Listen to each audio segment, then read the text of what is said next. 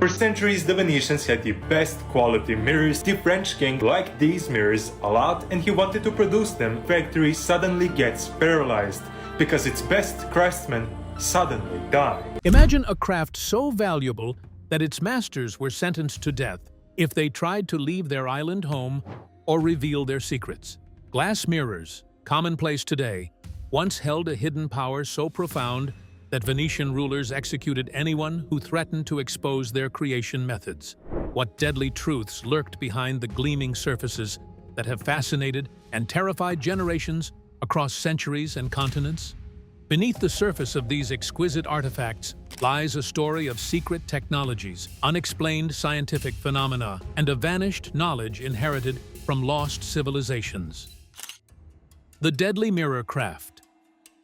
Venice was once known not just for its canals and art, but for a cunning and secretive industry guarded with ruthless severity. The craft of making glass mirrors, particularly those using special amalgams, was jealously protected by Venetian authorities who imposed laws so harsh that any master craftsman attempting to leave the island or divulge trade secrets faced death.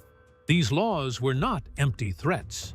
Records reveal numerous executions and disappearances of glassmakers who tried to escape or share their knowledge beyond the Venetian borders. This brutal level of enforcement was unlike any other trade in the city, making it clear that mirror making was considered far more than just a profitable craft. The Venetian government's determination to keep these secrets tightly locked away points to something extraordinary about these mirrors, an importance that transcended simple commerce or artistry. Unlike other luxury goods such as lace or weapons, the mirrors carried a weight of power and mystery that demanded absolute control. Families involved in the craft passed down their knowledge orally, with no written records, as writing was strictly forbidden. This created an almost cult-like preservation of the craft, where a single family's extinction meant the permanent loss of precious knowledge. Historical documents from Venetian councils and secret police archives name incidents of violence against fugitive glassmakers as far back as the mid-16th century. In one chilling case, 3 craftsmen who fled Murano Island mysteriously vanished within Bohemia, their fates sealed by unseen hands. Another master caught trying to sell recipes overseas was later found lifeless in a canal. These were not isolated incidents, but part of a broader, systematic effort to halt the transmission of these secrets to rival states. The message was deadly clear. No one outside Venice would replicate or master this technology. What made the Venetian rulers so terrified that they would surveil, hunt, and ultimately execute their own citizens over mirror formulas? The key is tied to the extraordinary properties these mirrors held, properties that defied common understanding and suggested a deeper function.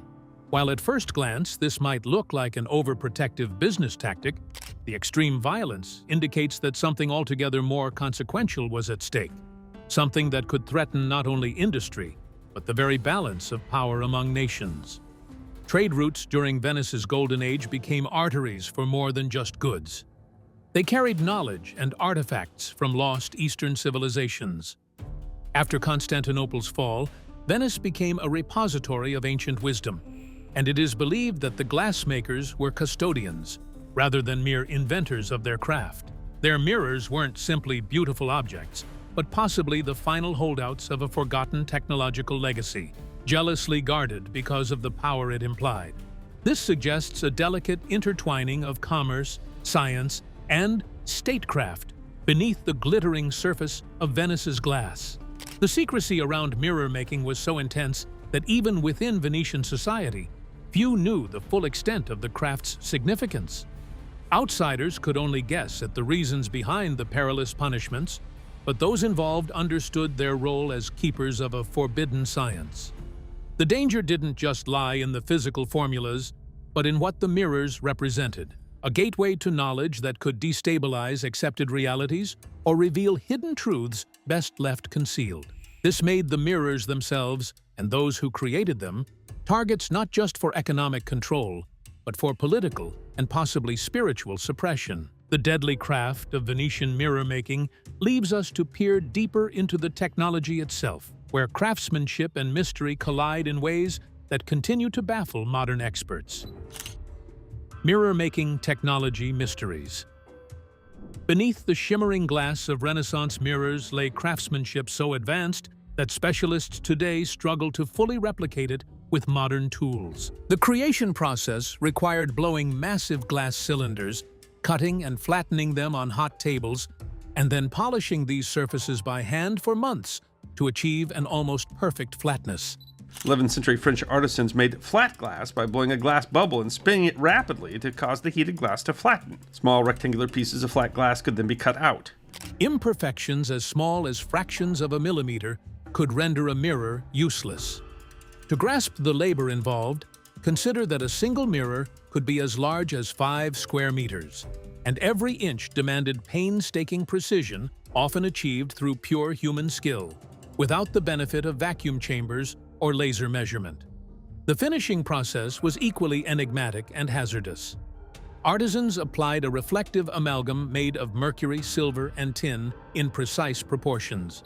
Glass mirrors silvered with lead were superior, and by the 14th century, Florentine mirror makers figured out how to apply lead without heat. Other kinds of silvering using tin and mercury also developed, and these glass mirrors became popular. The mixture had to be exact. Too much mercury caused the layer to fail, while too little led to dull reflections. These craftsmen worked in enclosed spaces filled with toxic vapors, often sacrificing their health for the mirror's creation. Many did not live past their 40s because of mercury poisoning.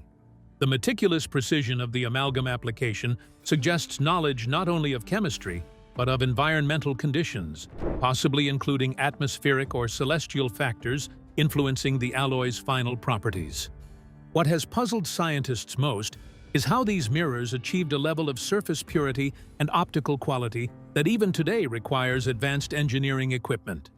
Specialists with access to modern machines acknowledge that creating perfectly flat, flawless glass sheets of such magnitude demands vacuum technology and complex machinery. Yet, Renaissance masters accomplished this all by hand in workshops, without electricity or machinery. This discrepancy raises the question, where did the knowledge and skills necessary for such feats originate, and how was it passed down? Geographically, mirror production was concentrated not randomly, but in select locations such as Venice's Murano Island, parts of Bohemia, and certain areas in Russia. These sites often coincided with ancient centers of knowledge and power, underscoring a hidden thread linking technology and place. The decision to restrict access and enforce brutal punishments on the craftsmen underscores the extraordinary value placed on these secrets. It was not simply a matter of protecting lucrative goods, but of safeguarding a complex, almost arcane process that may have encoded deeper functions within the mirrors themselves. The design of the mirrors extended beyond simple utility into the realm of symbolic and possibly functional art. Many surviving frames bear astronomical symbols, planetary signs, and intricate geometric patterns arranged with precision corresponding to celestial alignments. These motifs hint that mirror production was synchronized with cosmic cycles, suggesting a knowledge system connecting metallurgy, optics, and astronomy. Rather than mere decoration, these carvings likely served as tuning guides to ensure the mirrors operated in harmony with broader natural forces. Such precision and integration of scientific elements into mirror-making point toward a lost mastery, an inherited wisdom from a civilization capable of blending art, technology, and perhaps metaphysics. This knowledge was tightly controlled, handed down only in person through family lines, rarely recorded, and guarded as a treasure that could challenge or enhance humanity's understanding of light, space, and time. The loss of written documentation and the extinction of certain artisan families effectively erased this wisdom from modern memory. What strange behaviors did they exhibit that defied the laws of optics as we understand them? Strange mirror phenomena. Mirrors from this era were linked not just to craftsmanship, but to baffling anomalies that blurred the lines between science and the supernatural. Beginning in the 19th century, scientists and observers documented curious phenomena: magnetic fluctuations near mirrors, unexpected local temperature drops, and faint glows emanating from the glass surfaces even in complete darkness. These findings challenged the accepted principles of physics and optics, but were rarely reported in scientific journals, instead preserved in private diaries and suppressed research papers. One especially detailed investigation took place in Edinburgh at the McGregor family residence, where extensive measurements revealed a delayed reflection time. Movements in front of the mirror appeared to be reflected not instantaneously, but with a lag of several hundredths of a second, an inconsistency with basic optics that suggested the mirror's surface was interacting with light and space in unknown ways. Such a delay points to the possibility that these mirrors were not simply passive reflectors, but active devices sensitive to environmental or energetic factors beyond normal human understanding. Temperature measurements revealed another oddity. A noticeable drop in temperature around the mirror's immediate vicinity without any apparent cause, defying established thermodynamic laws. This cold zone extended nearly 1.5 meters beyond the mirror, offering physical evidence that the mirror affected its surroundings in subtle but measurable ways. The presence of magnetic anomalies added another layer to this mystery, with magnetometer needles fluctuating unpredictably near the glass, sometimes by angles of 10 degrees or more in rhythmic patterns. Most striking was the discovery of faint glowing emissions from the mirror surfaces detected only through long-exposure photography. This glow, invisible to the naked eye, suggested some form of energy being emitted by the mirrors in the absence of external light. Such a phenomenon implies that the amalgam layer didn't just reflect light, but possibly stored and released energy in ways unknown even to contemporary physics. The mirrors seemed, in essence, alive with a kind of latent power. Faced with these findings, the lead investigator, a professor trained in rigorous scientific methods, chose not to publish the results, fearing the upheaval such revelations could cause in the scientific community. Instead, his private diaries warn that the mirrors violated fundamental laws and that public knowledge might cause widespread confusion or panic. The professor even advised the family to keep all mirrors covered and avoid exposure, reinforcing contemporary rituals of shielding mirrors after dark. These recurring phenomena were not isolated incidents. Reports of mirror madness emerged from psychiatric hospitals across Europe, where patients described seeing figures, faces, and landscapes not present in reality but apparently emanating from the reflective surfaces. Some patients exhibited extraordinary knowledge, recounting architectural details and languages long lost to time. Such accounts blurred the boundary between hallucination and unexplained external reality, hinting that mirrors might serve as portals or receivers of information from alternate times or dimensions. The strange behaviors witnessed around these mirrors invite us to explore the eerie stories of haunted reflections, where the boundaries of reality and myth grow thin. Stories of haunted reflections. Beyond scientific anomalies, mirrors of the past were often sources of terrifying and inexplicable experiences, blurring the line between reflection and reality. One of the most haunting accounts comes from psychiatric hospitals in major European cities, where patients described seeing figures and scenes in mirrors that bore no relation to their immediate surroundings. Diagnosed with what doctors of the time called mirror madness, these individuals reported visions of ancient clothing, unfamiliar faces, or entire cities that did not exist in the physical world. Such cases appeared across different countries, from Paris and Vienna to London, suggesting that these experiences were not isolated delusions, but part of a larger mysterious pattern. Families, too, reported disturbing occurrences. The McGregor family's experience in Edinburgh is a striking example. Their mirror did not simply bounce back their reflection, but showed another house, furnished differently and lit by candlelight, that revealed figures moving independently from the room's actual inhabitants.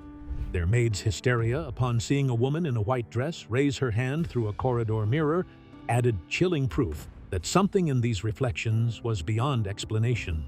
Even the intervention of clergy failed to dispel these manifestations, lending weight to the idea that the mirrors contained something the living could neither fully understand nor control. What sets these haunted reflections apart from simple superstition is the consistency and specificity of reports. Across continents and cultures, people who had never met described identical phenomena. Staring into mirrors to see faces flickering with sadness or malice, landscapes from other times, or ghostly figures gesturing just beyond reach.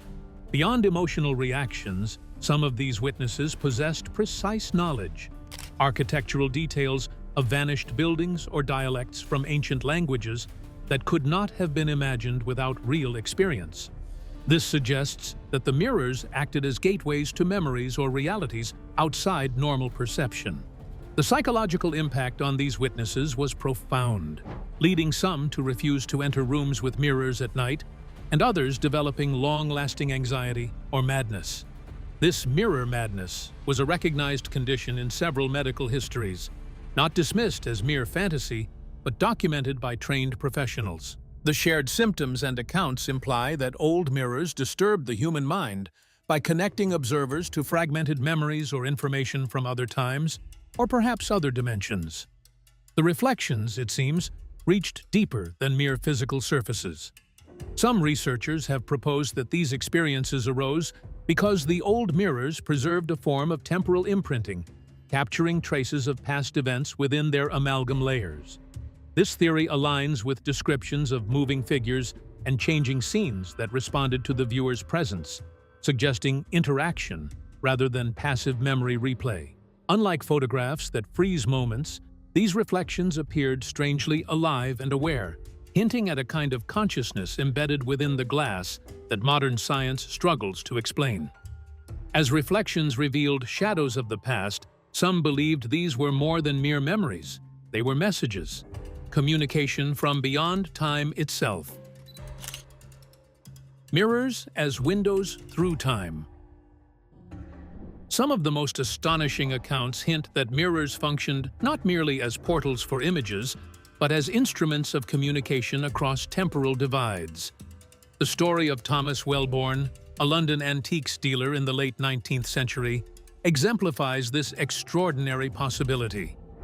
After acquiring a 15th century Venetian mirror, Welborn observed that its surface showed scenes from the past, rooms arranged with different furniture, and people dressed in period clothing, writing at desks. Over time, what began as passive viewing developed into interaction, as the reflected man appeared to acknowledge Welborn's gaze and eventually communicated through gestures and drawings. This unprecedented connection transcended simple optical illusion. Through repeated nightly encounters, Welborn and the figure exchanged information, leading the dealer to discover hidden compartments in his own study containing manuscripts, technical drawings, and cryptic astronomical instructions. Among these was a partially preserved manuscript stating plainly, "The mirror is a window between times, but it should be opened with the greatest caution." Such a warning confirms that these objects were intentionally designed to provide controlled access to knowledge and visions far beyond their apparent function. Mirrors, then, were more than household or decorative items. They were tools embedded with technology that allowed the viewing and perhaps transmission of events across different periods. This notion aligns with evidence showing that the mirror's amalgams and frames incorporated precise astronomical symbols and geometric patterns, apparently tuning them to cosmic cycles. Synchronization with planetary positions was crucial, suggesting mirrors operated within a framework tied to atmospheric electricity and the Earth's magnetic field. Scientific experiments from the 19th century support these extraordinary ideas. The meticulous data collected by Professor James Clerk Maxwell in Edinburgh demonstrated anomalous behaviors: delayed reflections implying altered light travel distances, unexplained temperature drops around the mirror, faint invisible glows detected by cameras, and magnetic field disturbances fluctuating in regular cycles.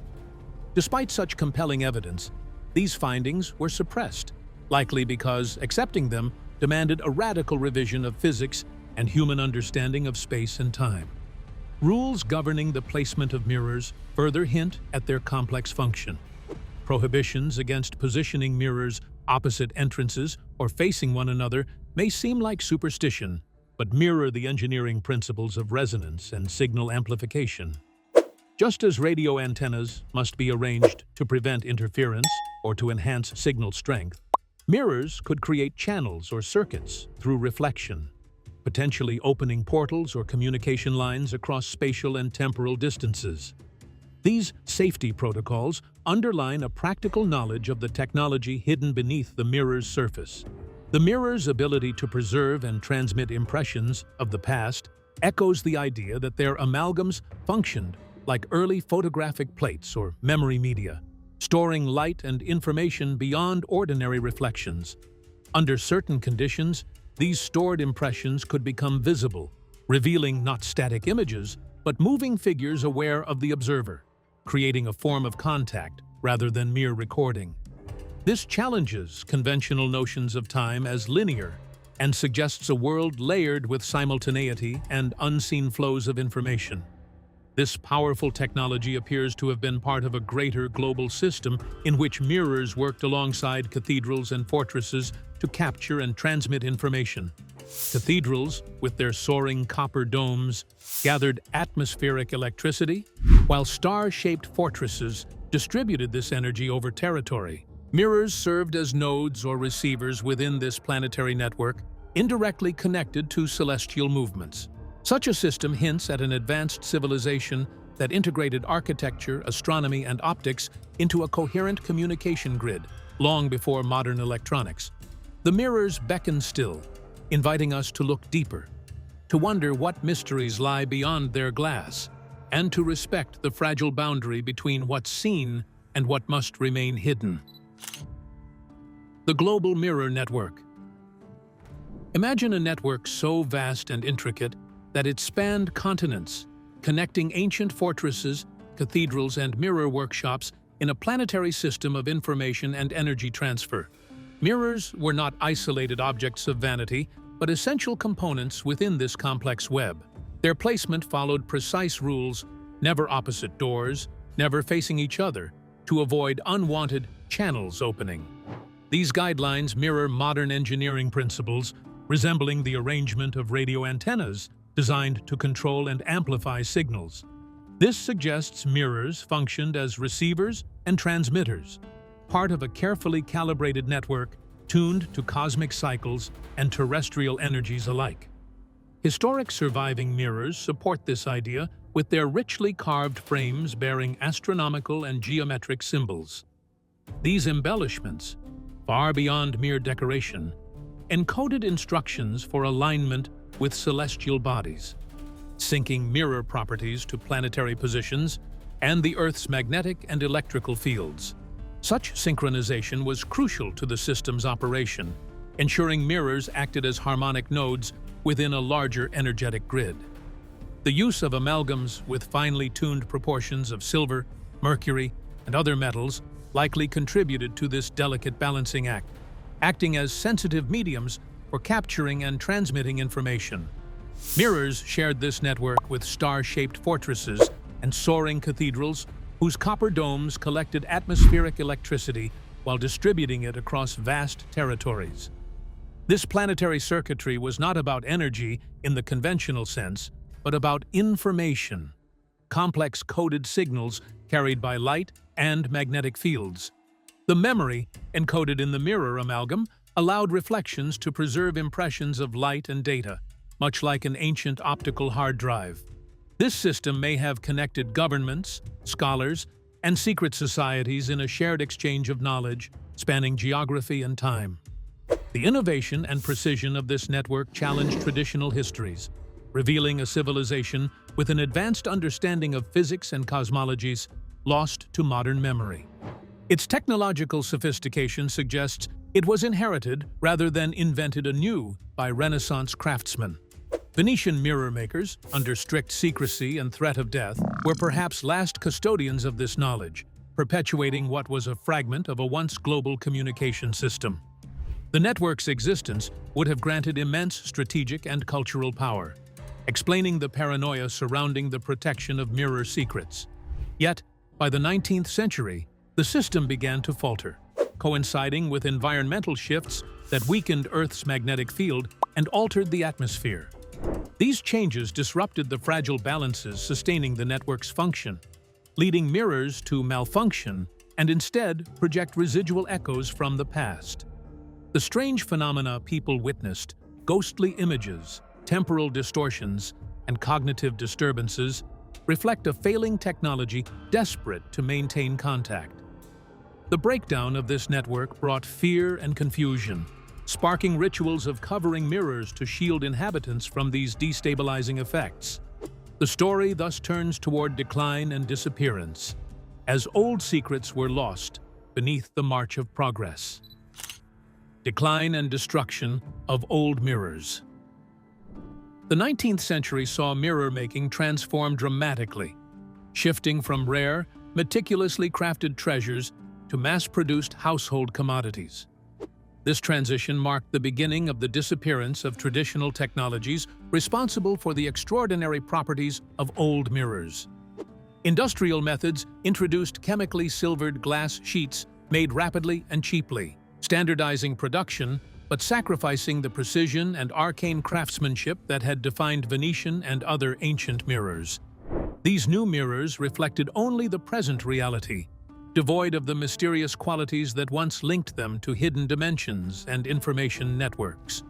As the unique amalgam formulas grew lost, so did the living essence of mirrors, the ability to capture and project time imprints, transmit energy, or serve as portals between worlds. The decline in reported mirror-related phenomena in medical and cultural records was stark. Mirror madness and related mental disorders virtually vanished. This correlation suggests the newer, safer mirrors dulled or eliminated the unknown forces that once affected consciousness, restricting mirrors to mere optical devices.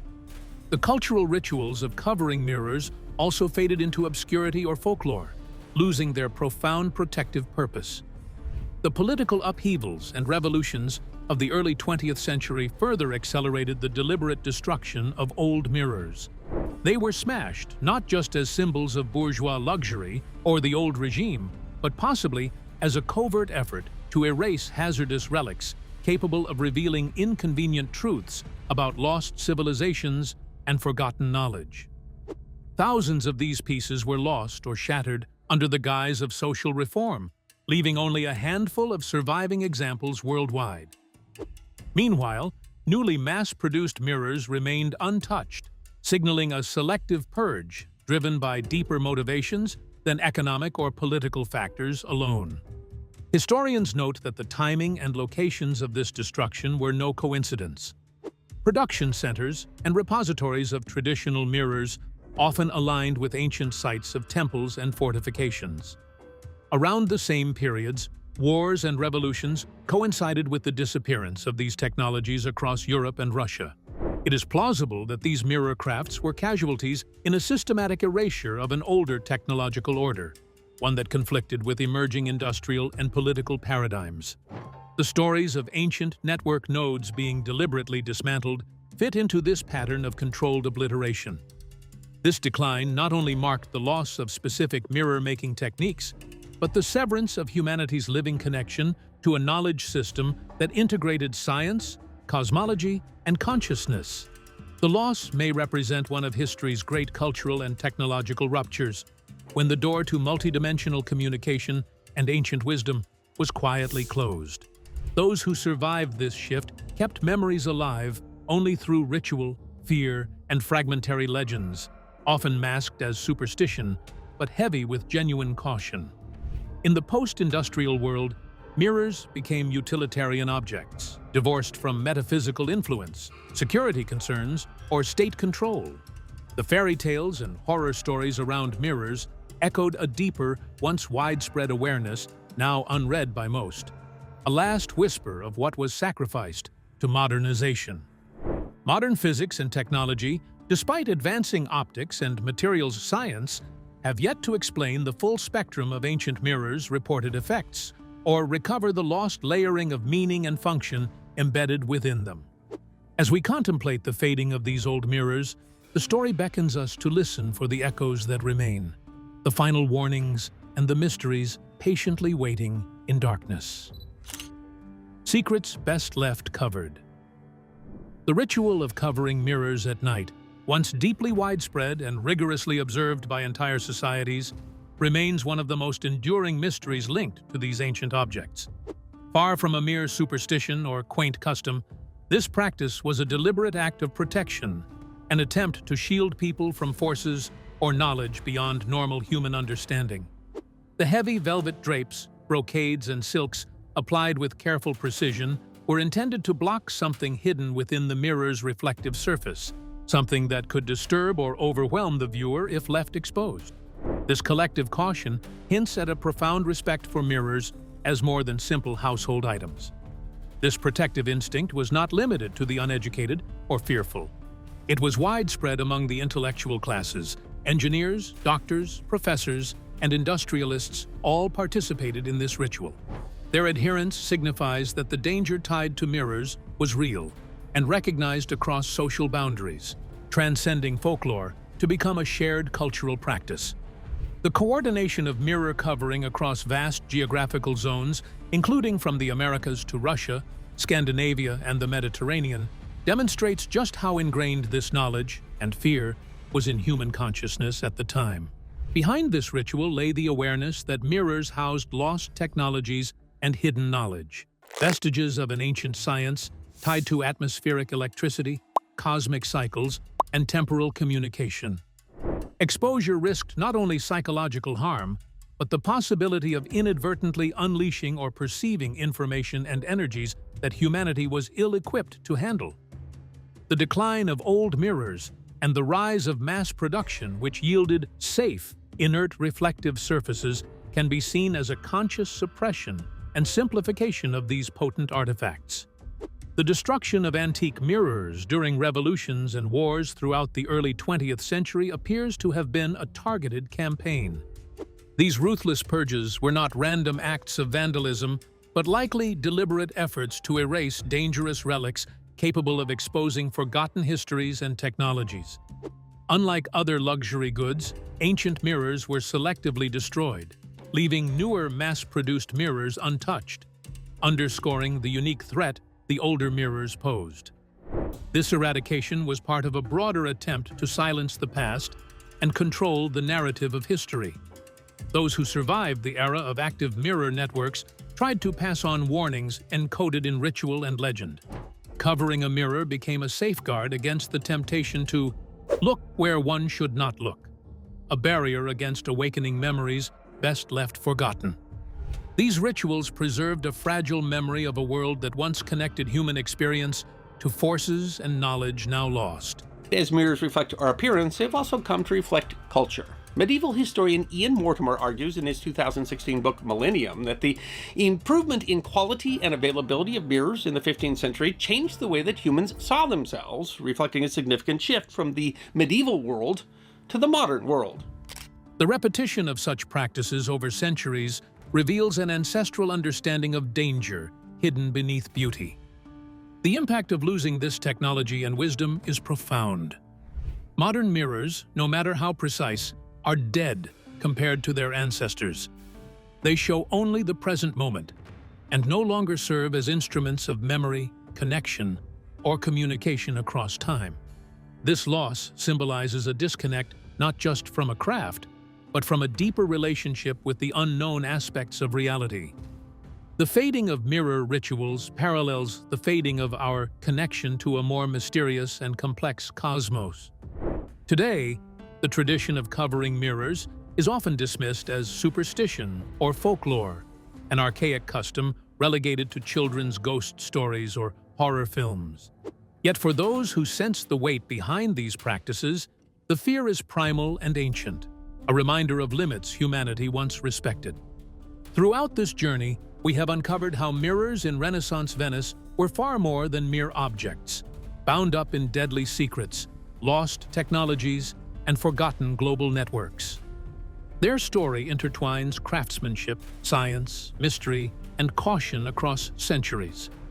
If you found this revelation of hidden histories compelling, be sure to like this video and subscribe for more investigations into the mysteries that history doesn't want you to know.